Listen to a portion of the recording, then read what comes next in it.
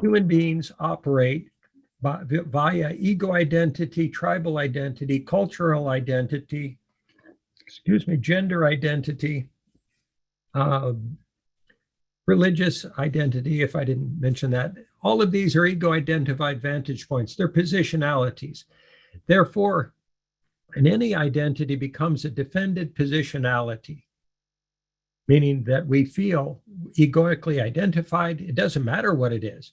If we happened to be a blue or green person and we were ego identified with being blue or green, we would want to say not want to be diminished for being blue or green. And so human beings fear abandonment and associate it with pain and death.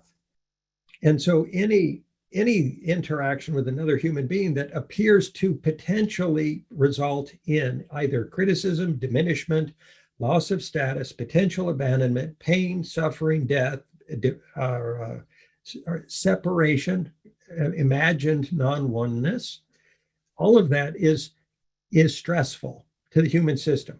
We've not been sensitized nearly in the past generations to it as we are in this moment. And there's lots of reasons for that. Part of it, technology, part of it, the world becoming smaller, if you will, due to social media, the internet, and available information that hasn't been available to everyone to the degree that it is now. It doesn't mean that it was ever right. It certainly doesn't. It's not an excuse for the way we've operated in the past, and people have been conditioned.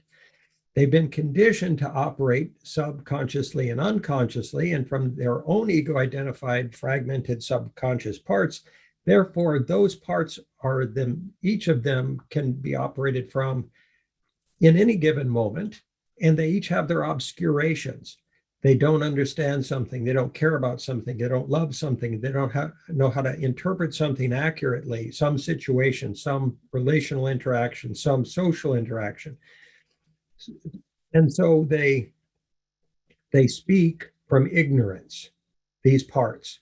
Now, they're subconscious parts. They're not the person, they're not the soul, they're not the intention. And when we're operating from them, we are operating at the degree or quality of intelligence or wisdom or understanding or discernment or love or caring or kindness or gentleness that part has the capacity to interact from. So you see the conundrum here. If every human being is a mosaic of all these parts that are non-integrated, non-synthesized, capable to the degree they are and incapable to the degree they are. And if somebody operates from them socially, they can and says something that appears to anyone who in these days has become hypersensitized, because we are. Political correctness is becoming a hypersensitive arena for battle. People are judged and vilified, abandoned and punished for not saying things the latest right best way. The latest right best way today is different than yesterday and a month ago and a year ago. So political correctness is a constant moving target. Political correctness is an attempt to utilize judgment and punishment and criticism and social ostracization to control people into being more sensitive, more caring, more loving, more validating of all diversity. We would suggest that if we just beat each other up, trying to make everybody love everybody else and accept everyone else as they are, that's not a direct path. We can choose unconditional love first and always. We can learn about the subconscious conditioned prejudice and bias that all human beings have for some other group or person or gender or race or age group or anything. For those dynamics of projection are invisible from these parts are invisible to the individual that's projecting them while they're projecting them. They don't know what they're saying, what they're doing, what they're projecting, and therefore they cannot assess the impact on another because it's an unconscious triggered loop of information processing they don't even understand they have. Therefore, they inadvertently wound others. If we could imagine everyone walking, most everyone in humanity walking around as porcupines with long quills that can stick people, and they don't know they've got quills. And they just run into each other and stab each other with these quills from these parts that are ignorant and unconscious and don't know what they're doing. you can see the conundrum, the wounding that occurs, the pain that occurs, the misunderstanding that occurs, the projections, the reactions, the unresolved dynamic that doesn't tend to get resolved just via people having conversation, because they arrive to the conversation with their wounds, with their hurts, with their unresolved challenges, their anxieties, their stress, their fear, and heartfelt intention. And often everybody's got a specific recipe of what it's going to take for them to be healed. I'll only be healed if they say this. I'll only be healed if they change to meet my expectation. I'll only be, in essence, I'll only be healed if I'm in control of other. If I'm part of the feminine tribe, and there's a male tribe, and the feminine says, I'll only be healed if the masculine changes in these ways, and I'll either judge them or punish them until they do, or criticize them or abandon them until they do. And the masculine says, oh no, the feminine has wounded the masculine, and the masculine's only going to feel unwounded or healed if the feminine changes in all of these ways and does and says things this way, does things this way, behaves this way, presents this way. Is this a dynamic of peace? Is this a dynamic of potential harmony and balance and tranquility and social equality and equity? We would suggest not, and we'd suggest that there's a substantive shift in perspective that's absolutely necessary for a wide variety of reasons. It's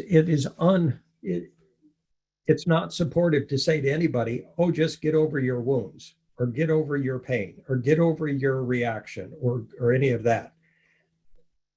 Because people have the pain they have. They're identified with their own wounds, and their wounds are not invalid. There have been incredible, terrible wrongs done to groups of people. Women, Blacks, Asians, various religions have been and are being abused. And I won't say victimized in the traditional definition of that word. We'll say abusively treated or mistreated, non-optimally treated. Wherever on the spectrum of treatment we could say one human being interacts with another. And